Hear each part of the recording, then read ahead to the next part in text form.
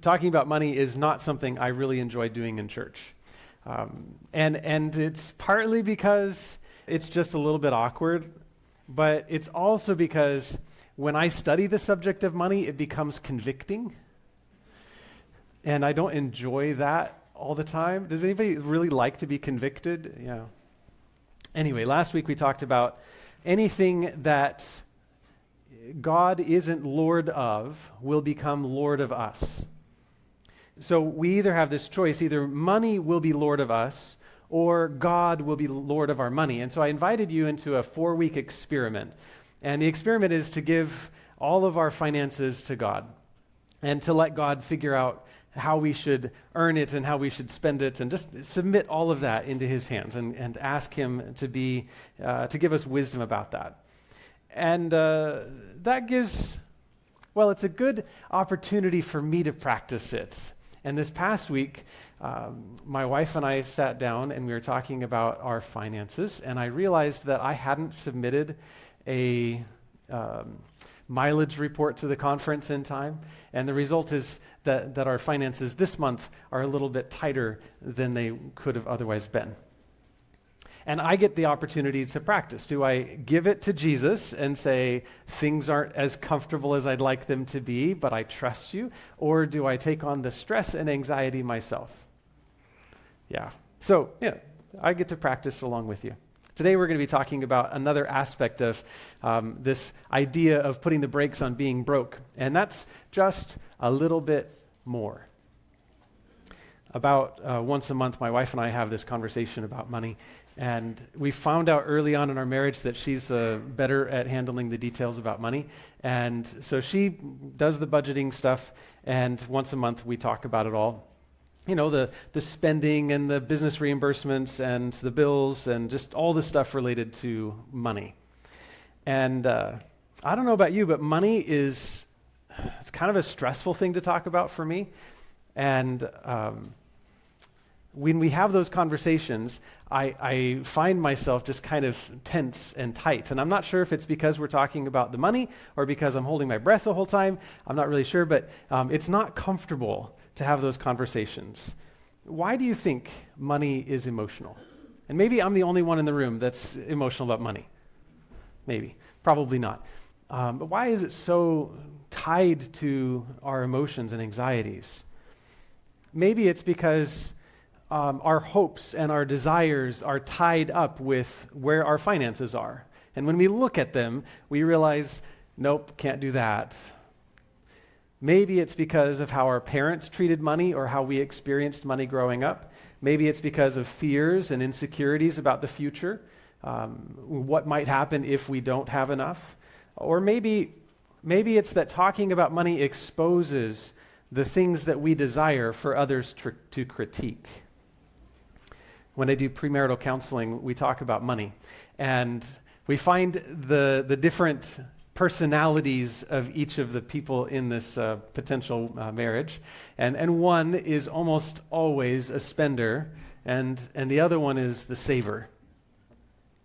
But when you talk to them, you'll find that they have different fears about money. One might be afraid that they'll have a lack of influence over money decisions. Another might be afraid of security for the future, that they won't have enough security. Some are afraid that they won't be respected. Their decisions and desires won't be respected by their partner. And others are afraid that they won't be able to realize their dreams and desires and passions. Speaking of dreams and passions, I want to talk about that for a little bit because it focuses our attention on our subject today about feeling like we don't have quite enough. I want to take you through a little bit of long-term thinking that I've been doing, and this exposes a desire of mine for you to critique, so I'm going to ask that you be nice. Can you do that? All right, I'm going to tell you a story. My wife's car, it needs to be replaced pretty soon, and by pretty soon, sometime in the next 4 or 5 years. So, planning ahead. I've always wanted not always, but I've wanted an electric car, and Tesla has been on my radar, but I like to do woodworking, and I'm always hauling stuff, so I think a truck would be better. The truck seems like a good idea. But the Cybertruck, it's just kind of weird, a little too flashy for me, and it's really expensive, so not really going to happen. My wife's, she'll get my car. So I'm shopping for me, and then apparently this is not satisfactory processing for some people. So I'm thinking about this whole thing, electric, and then last year, Dodge came out with the Dodge Ram 1500 REV. And what did I hear over there? Oh yeah. So the Dodge Ram 1500 REV is a pretty cool truck because it's all electric drive. It's got 145 miles of range on the battery. But it also has a motor, a generator, so it can get, fill up the gas tank, it can get another 545 miles on the generator. But it's all electric drive, so it's all the benefits of electric, but the range of a gas-powered car. And you could drive around town without ever using a drop of gas. But if you went on a long trip, you could haul something, and you could go a long ways, right? I really want a Dodge Ram 1500 REV. But thinking about this makes me think about all of the other variables that have to go into a decision about buying something, especially a car. And maybe one of the things that I should think about is the reality that when you buy a new car, it loses 30% of its original cost or value. There's no such thing as value in a car, by the way. They're not value-added things. You throw value at them. But anyway, you lose 30% of the price of the car in the first 2 years, 40% by the third year.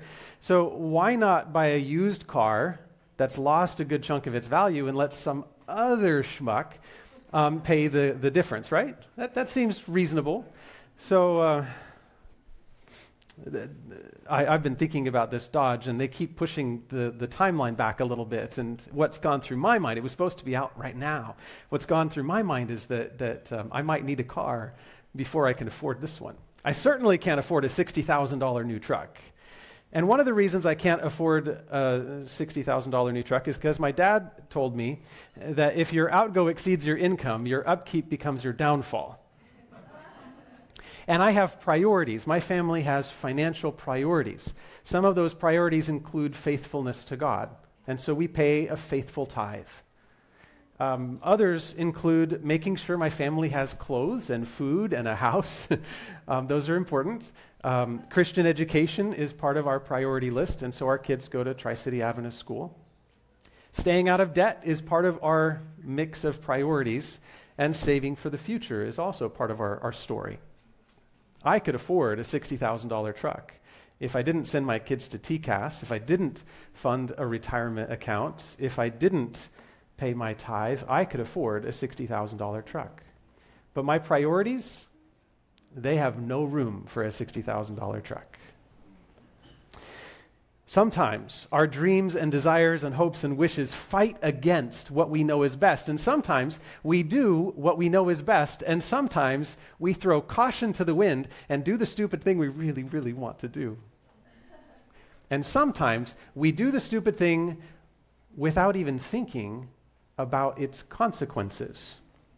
I used to sit in people's living rooms, and I'd be there by their big screen TV with their cable TV box. This is back in the early 2000s, so no Netflix back then. Actually, Netflix might have been sending DVDs through the mail at the time. Anyway, but there's this cable box, and people are paying. Do you remember how much it cost back in the early 2000s for a cable subscription? $75 a month, $100 a month, something like that. And I would sit there with a set of books that would cost $500. There's a lot of money. But I was asking them to consider their children's spiritual welfare and to invest in quality time with their kids and read these Bible stories with them. And often they would say, we don't have the money. To which I would turn to the babysitter in the room, the big screen TV, and I would say, what if you turned that thing off for maybe the next 6 months? Could you afford it then? And of course they could afford it, but their desires were at war with the priority of spiritually nurturing their children. Most of the time they would say no. I had one person the mom and dad were talking amongst themselves, and they decided to turn off their cable TV and invest in these books. That was a big win for me. It was a huge moment because I felt like I was making an impact, like a really long-term impact in the health of that family. People respond to these tensions between what we know is best and what we desire in different ways. Some of them are extreme. Two extremes are the extreme of self-denial as the solution, and other extremes are to embrace materialism. Let's talk about self-denial to begin with. St. Francis of Assisi called money the devil. He said that it was providing a false sense of security, and that it was taking our attention away from the childlike dependence that we should have on God. And, that's kind of sounds good, right? Until you realize that St. Francis of Assisi was a beggar, and he relied for his just everyday food and sustenance, he relied on people's handouts. And he thought it was a noble thing to be dependent on other people. I don't know that he had a survey of those other people he was dependent on, but maybe. Simon Stylites' even more extreme example. He decided to live on top of a pillar so that he could completely escape the financial economic system of his world. He basically said that he wanted to get close to God. That's why he's living on a pillar. And he says that the economic system of money is part of the lower nature, and that he needed to rise above it. Asceticism. Asceticism says that self-denial is the solution to our problem with money. But the Bible has a different approach to it. Read Colossians chapter 2, starting in verse 18 or so, and Paul has some very severe words for asceticism, including, "These have indeed an appearance of wisdom in promoting self-made religion and asceticism and severity to the body, but they are of how much value? No value in stopping the indulgence of the flesh." Self-denial does not solve the heart problem that we struggle with in this tension with money. The other extreme is materialism. You see those rats? Work harder, earn more money, buy more things, and do it all over again. Materialism suggests that material goods, physical comfort, economic success, these are the central things for a good and satisfying life. If you look at most any advertisement campaign, you'll find that they have just relied on this mindset. Trip.com, they want you to believe that a getaway vacation is going to solve the problems in your relationship. It's going to heal your family. It's going to bind you together. And if you splurge on the luxury, well, that's the best way to relax and find peace. If you watch any Gucci ads, you'll notice that they think that if you take their clothing and accessories and you wear them, that people around you are going to recognize your identity and your status, and they're going to highly regard you because you're wearing Gucci. Nespresso, they want you to think that they are the best part of your alert morning, and that a person like you needs luxury coffee, not the cheap stuff.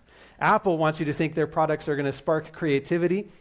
Red Bull wants you to think that drinking their products are going to give you wings of adventure, right? Just a little bit more. If you have our thing, life will be better, is their statement. Materialism says that if you're feeling run down, then maybe if you get something more, you'll feel better. Materialism says that if your relationship is on the rocks, that just if you lived in a better part of town, or if you had a nicer car that didn't break down so much, or if you had a better job, or something, if there was something more that you had, then it would solve that problem, just a little bit more. Materialism makes stuff the solution to our problems. When we think that phrase, just a little bit more, the Bible has some things to say about it. For instance, if we think a little bit more will make me happy, Ecclesiastes 5 verse 12 assures us, sweet is the sleep of the laborer, whether he eats little or much. but the full stomach of the rich will not let him sleep. You don't get happiness because you have more. In fact, Jim Carrey, anybody know Jim Carrey? Yeah. Jim Carrey once said, "I think everybody should get rich and famous and do everything that they ever dreamed of so that they can see that it is not the answer." John D. Rockefeller, he said, "I have made many millions, but they have brought me no happiness." We think that a little more will be enough. If I just have just a little bit more, then it'll be good enough, right? And yet, Ecclesiastes 5:10 assures us that he who loves money will not be satisfied with money, nor he who loves wealth with his income.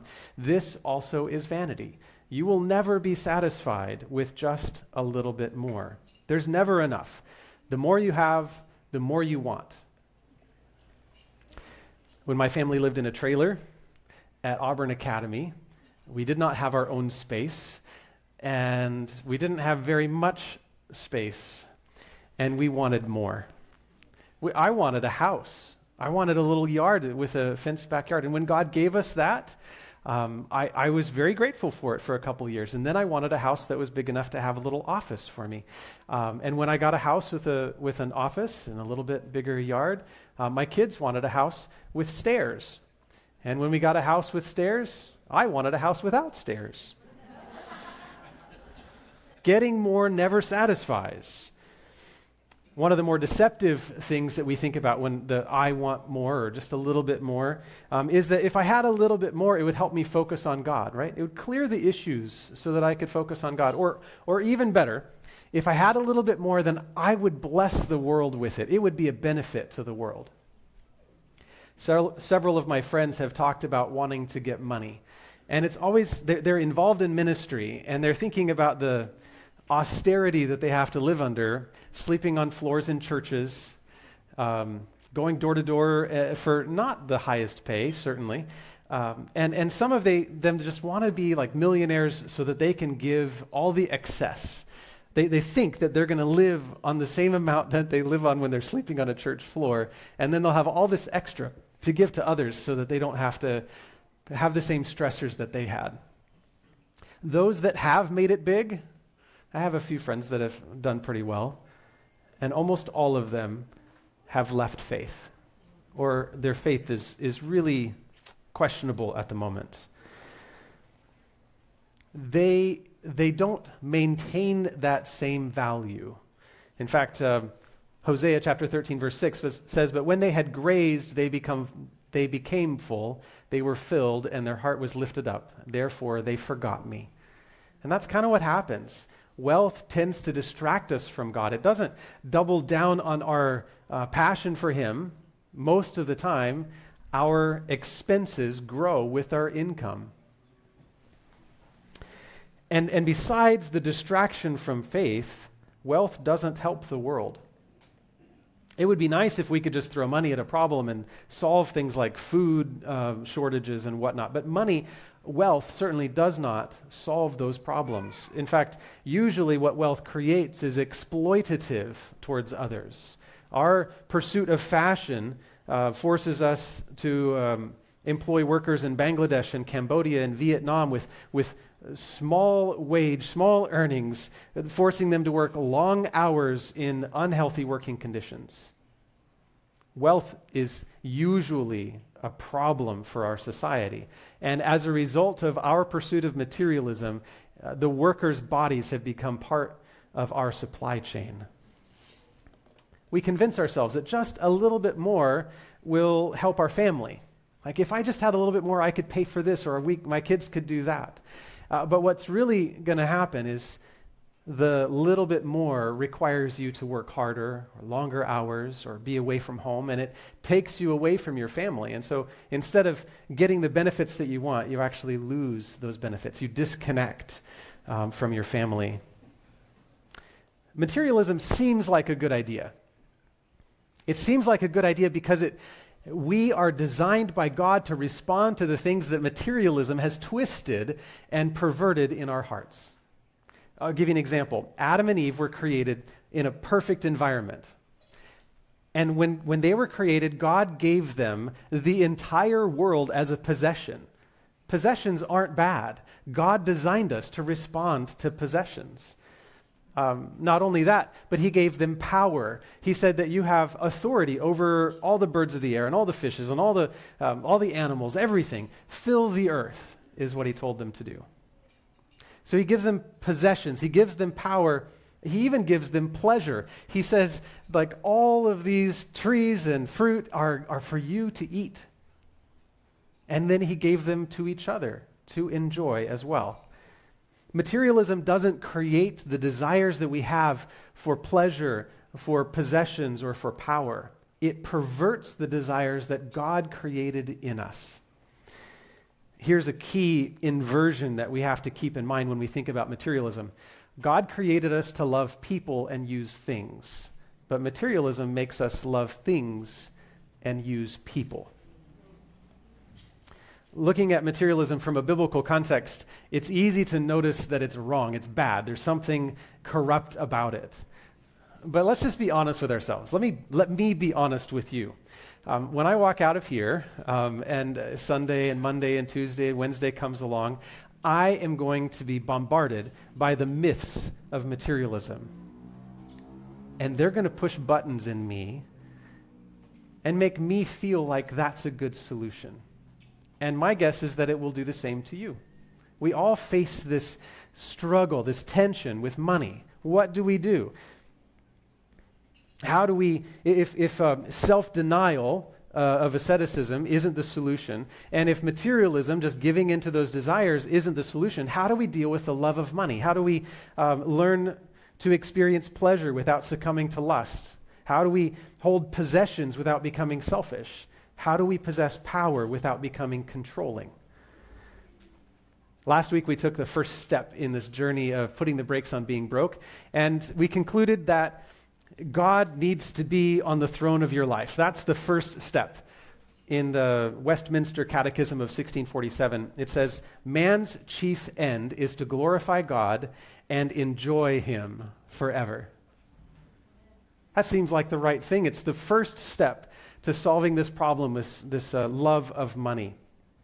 When we choose to put God on the throne and give him the responsibility of directing our lives and being in charge of these decisions, especially our money, we choose to start pursuing a life that focuses on glorifying him.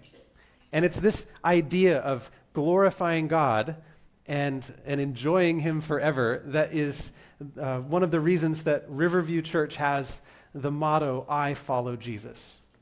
Jesus is the leader. I'm going to follow him. When we do this, when we focus on him, we begin to fulfill the purposes that God has for us. He's designed us for good things. He designed us with desires even.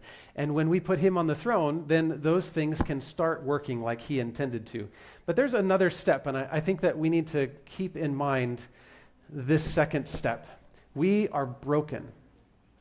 In some ways, depending on who you are, everybody's a little different, but we're twisted. Those desires that God built into us for pleasure and power and possessions have been perverted by sin and have separated us from God.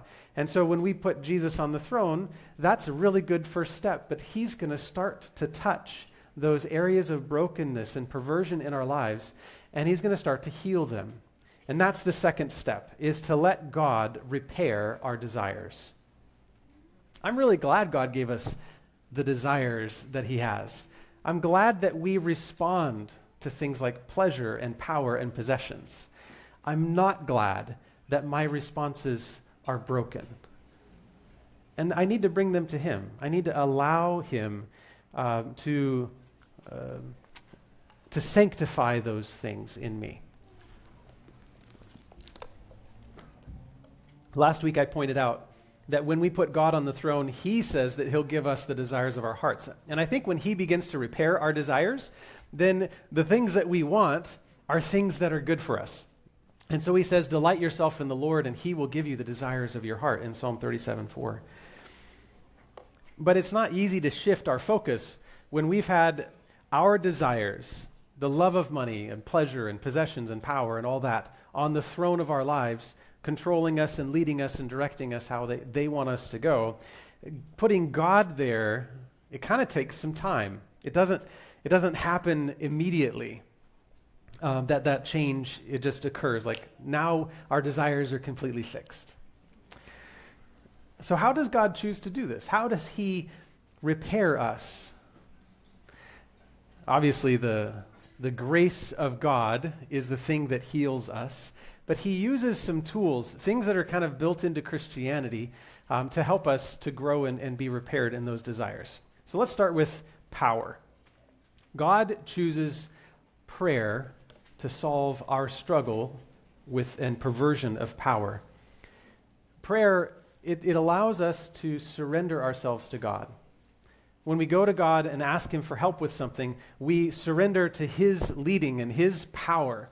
And so when we do have authority, when we do have power, maybe you're a parent, maybe you're a boss, when we have authority, but we've surrendered to God, then we recognize that our authority is simply a gift from God. We're a steward of God's power, which means two things. First of all, that we can't become proud that we have power because it's God's power. But secondly, it means that we have unlimited power. The resource for power is not limited by our potential because it's God's. So surrendering it to him through prayer and allowing him to be the one that leads and controls, it puts power into a different perspective. Now I'm not the head because I'm something special. I am simply a steward of something that God is really in charge of. God gave us giving in order to solve our perversion of possessions. We don't give because the church needs money. We don't give because we have a sense of guilt because somebody else has less than us and we, hand them a few dollars to assuage our guilt. No, God calls us to give partly because it breaks the control of possessions on our heart. If we are so tied to something that we can't give it up, it's probably a problem in our hearts. But if we can give away what God has given to us, then it no longer has control over us. Let it go. Next week, we're going to dig into the idea that God owns everything, that we're his stewards, that we don't really own the things that we think we own. We'll get into that more in detail. But if that's true, if God really does own all of our stuff, then not only does it take our stuff off of the throne, but it also frees us up to realize that God has unlimited resources. If God is the one providing for me, if all of my stuff is his, and he's the King of Kings, the Lord of Lords, then there is no limit to the resources that I have access to.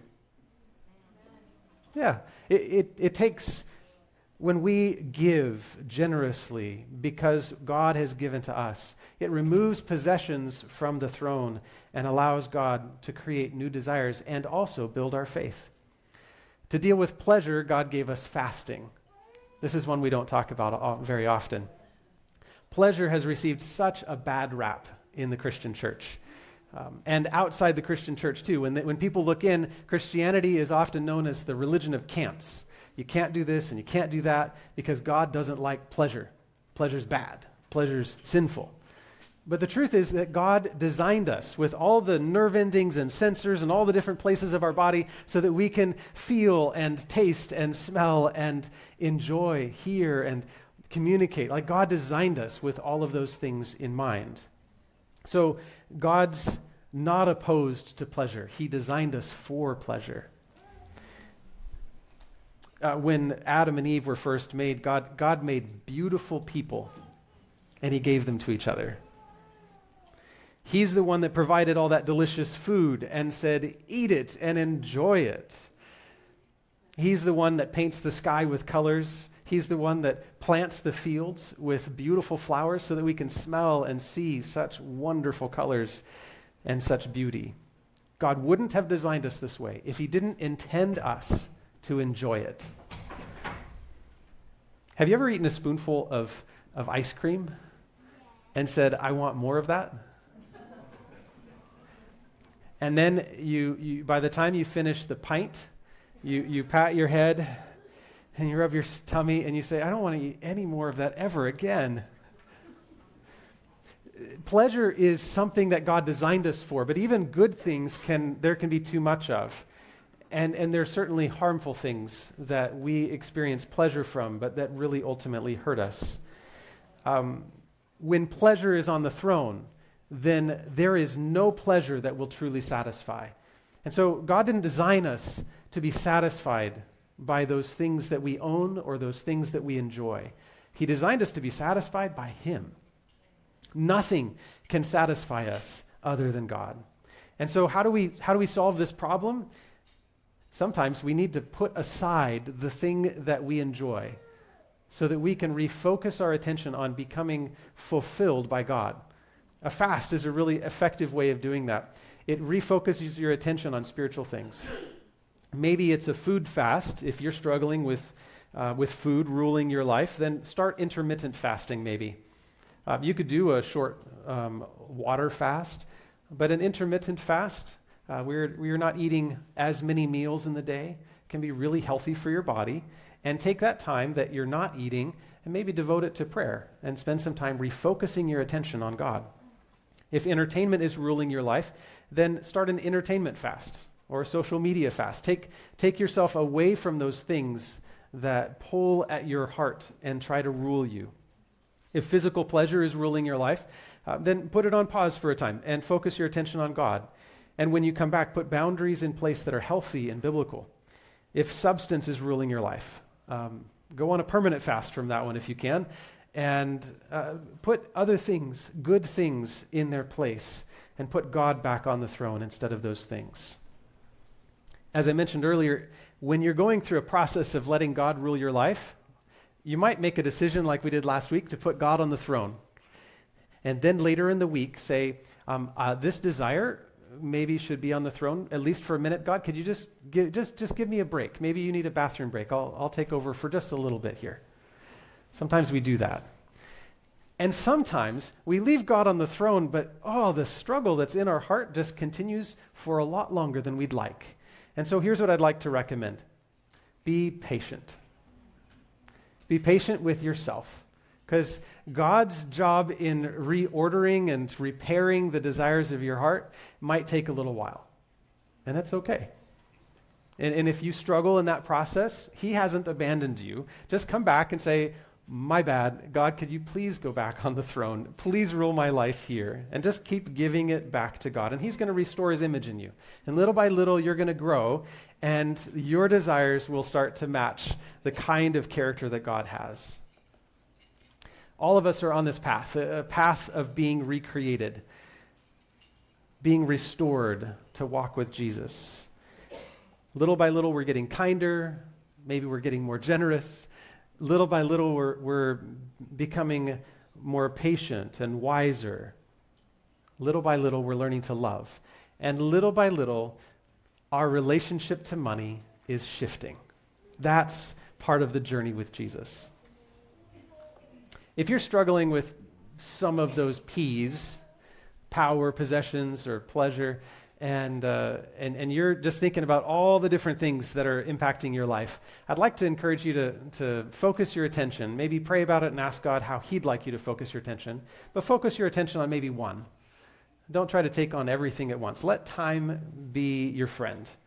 Are you struggling with pleasure? Maybe you could join the fasting group that starts in March. Go to the Connect groups on the riverviewadventist.org website and find that fasting group and sign up for that. It'll help you to find some ways to refocus your attention. Is it possessions? Maybe you should start a giving plan. Start with your closet and your garage and give away the stuff that you haven't used in 6 months or a year or something like that. Give it to somebody who can use it since you're not using it. Start with that. Don't hold on to your stuff. Let it be useful. And then add a giving plan, something that's part of your regular budget so that you have money handy, and when God taps you on the shoulder, you can hand it to somebody and say, this is for you. God's asked me to give this to you. Start to build in generosity so that possessions doesn't have the throne. Are you struggling with power? Maybe you don't think about being like powerful, like I don't have a position, I don't have authority or whatever, but we often struggle with power when it comes to anxieties. We feel out of control when power is on the throne of our lives. Maybe if power is your struggle, you should spend some time in prayer. 3 times a day, breakfast, lunch, and supper, that's a good time to pray. And not just like pray for the food, but take that time to remind yourself that God is in control. Or maybe you need to start the day with a prayer of consecration. I think that's a good one for everybody. Or maybe you put an alarm on your phone or your watch, and every hour spend 30 seconds praying and reminding yourself that God is in control. God is in control. Whatever it is that you choose to focus on, remember that God is in the process of remaking his image in you and rebuilding his plan for your desires. And when he redeems our desires, his plan is to give us the desires of our hearts. Does that mean I'm going to get a Dodge Ram 1500 REV? Probably not, actually. But I do know this, that my God is a good provider, and that what he gives me will both fulfill my desires and be beneficial. Too often, my desires are corrupt and they're not beneficial. So when I give it to him, I know he's going to give good things back.